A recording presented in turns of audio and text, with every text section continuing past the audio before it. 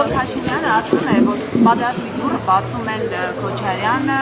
Ծառուկյանը եւ Կարապետյանը եւ ասում է դուք նաեւ ձեր մեխանիզմների, որ անվտանգության երաշխիքների մասին խոսում եք, դրանով նաեւ Հայաստանի համար խաղապահների դուռն եք բացում։ Ու այսպես դուռ խաղապահներ բերելու դուռն եք բացում։ Եվ ասում է նաեւ, որ չի կարելի նույն փոքրի վրա երկու անգամ կանգնել եւ պետք է կանգնողներին մերժել ընդմիշտ։ Հիմա ուզում եմ դուք արձագանքեք, նախ դուռն եք բացում պատերազմի եւ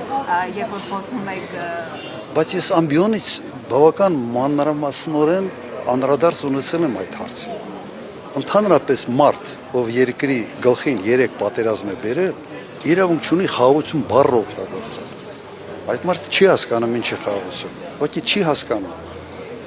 Իր համար խաղաղությունը դա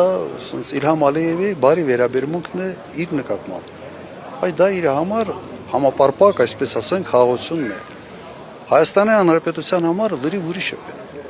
Երաշխավորված արժանապատիվ խաղաղություն եւ մենք դա ի վիճակի ենք ապահովել։ Սրանով ավարտենք։ Նախընտրական ուղղակի երկու մասի է բաժանել ուժերին, այս բաժանումը պարտադիր։ Նախընտրական շրջանը միշտ բաժանում է 2, 3, չգիտեմ։ Բերողները եւ պատերազմ բերողների եւ խաղաղությունը միայն ինքն է բերում ասիլը։ Եվ ինքը դա ասում է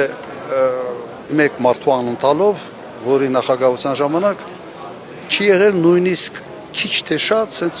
նույնիսկ միջին չափի սահմանային, այսպես ասենք, միջադեպ չի եղել։ Ընդհանրապես չի եղել։